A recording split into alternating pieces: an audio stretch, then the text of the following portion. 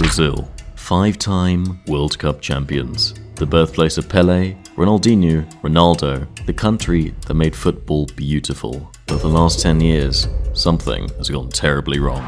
It's Brazil 1, Germany 7, the most extraordinary scoreline, I think, in World Cup history. From national pride to international embarrassment, Brazil's national team has become a nightmare.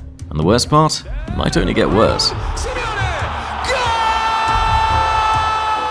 The big word that I resonate with was the humiliation factor. I'm watching this Brazil side that's arguably the worst.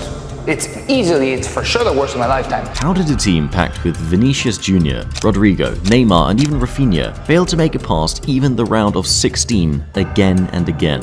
This is the story of how Brazil's new generation failed miserably. There is no nation that lives and breathes this game like Brazil, and no team has ever done it better on the biggest stages like they have. It all started in 1958, when a teenage boy from Sao Paulo danced through the Swedish defense to win his country's first ever World Cup, changing football forever. Pelé became a legend, but for Brazil, this was just the beginning. Brazil is a nation that plays football like no one else, fast, fearless, and beautiful. But in 1970, they reached perfection. The world watched in awe as Pelé, Tostão, and Rivellino played the beautiful game and made football an art form, winning yet again another World Cup trophy. By the late 90s, a new generation of stars had emerged, but the football was still the same. Brazil was still as dominant as ever. In fact, this was their most dominant era, and it's all because of one man, Ronaldo Nazário.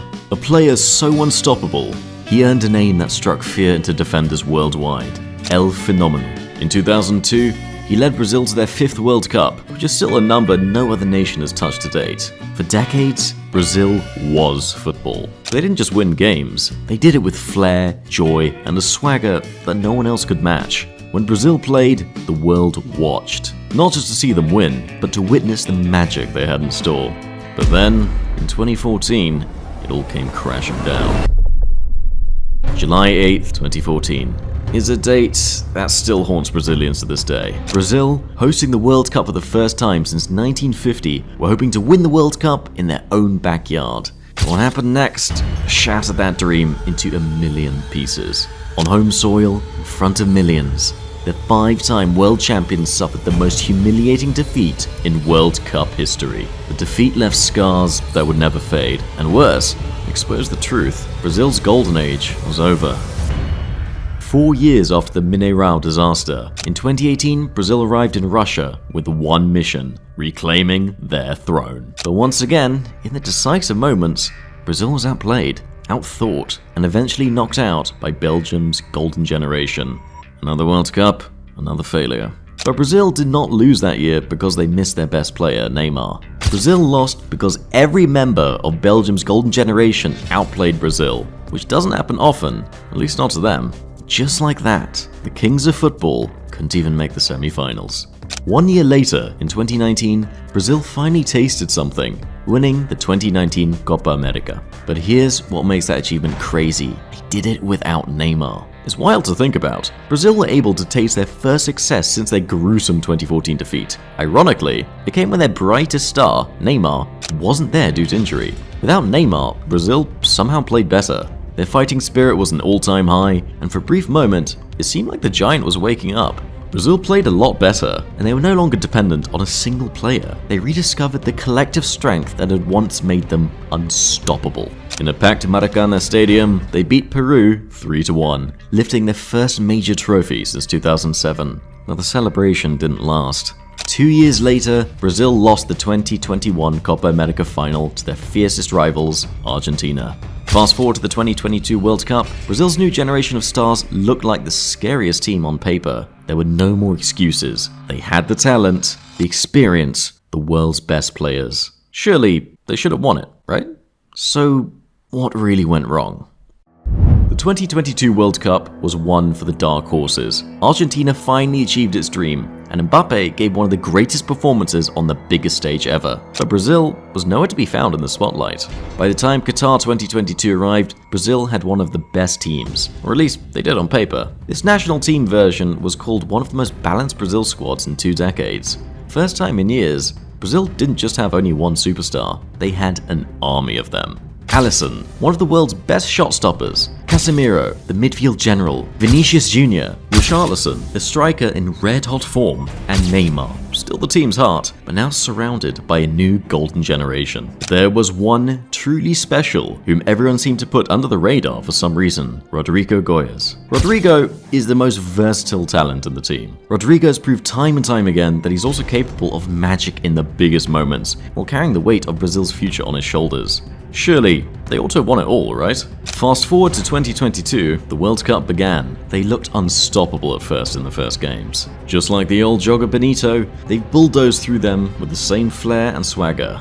But beneath the dazzling goals and samba flair, a fatal flaw was hiding in plain sight. A flaw that had haunted Brazil for years. A flaw that had and would cost them everything. And that flaw was first exposed in their first loss versus Cameroon. The reality is that Brazil's attack was brilliant when the game flowed in their favor. They were lethal enough to cause damage, but they often struggled to break through against a team that sat deep. Yes, they managed to make it out of their group atop the table. And yes, they also put up a hell of a show against South Korea in round 16, beating them 4-1, but they were soon going to face their biggest test against Croatia. In truth, many believe Brazil had one foot in the semi-finals.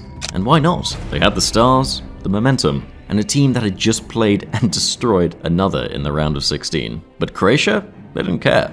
For 90 minutes, Brazil dominated in possession, but couldn't score. Finally, in extra time, Neymar produced a moment of magic, an iconic goal that seemed destined to carry Brazil forward. But instead of closing the game out, they celebrated like they'd won that game, and that was ultimately the first blow. In the 117th minute, a simple counterattack broke through Brazil's midfield. Bruno Petkovic equalized, and just like that, their dream was hanging by a thread. The match went to penalties. Again and again, Brazil failed to recapture what we had always known them for, trophies. Where did it go wrong? The short answer would be that they were caught by a counter, eventually leading to penalties and Brazil's exit. However, the more accurate answer is far more shocking. It's easy to blame Brazil's failures on injuries to key players, or simply credit Croatia for knocking them out in 2022, but that would only be scratching the surface. Because here's the thing, Brazil's biggest flaw is the very identity that once made them unstoppable. That flaw is the Brazilian system of playing football. For decades, Brazil's identity was simply Joga Bonito, or the beautiful football, as some might call it. It wasn't just about winning, it was about entertaining the world while doing it. This is why we fell in love with them. It is why they won so many trophies. From Pelé to Zico, to Romario to Ronaldo, and even Ronaldinho to Neymar. Brazilian football was about flair, creativity, and freedom. But somewhere along the way, they lost that magic, and have been trying to recapture it ever since. I know what you're thinking, but how's that the problem? Well, the problem is, while the rest of the footballing world evolved, Brazil didn't. Modern football became a chess game of tactical precision, defensive structure, and high-intensity pressing. But Brazil, they clung to believing that individual brilliance alone could still win it all. And that's where everything started falling apart. Even today, Brazilian managers rarely focus on tactical evolution. Instead, they rely on raw attacking talent to break down opponents. And when that talent meets a well-drilled, defensive-minded team like Croatia's in 2022, the system crumbles. And that's not to say they didn't try evolving with European tactics. In fact, it's the opposite. They refused to evolve past the old ways. They focused on attacking tactics alone and just believed they could outscore everyone like they did in 1970 to win the World Cup. And now, even their youth academies prioritize athleticism over artists. And the unfortunate result is that you get a team with world-class players, but no soul.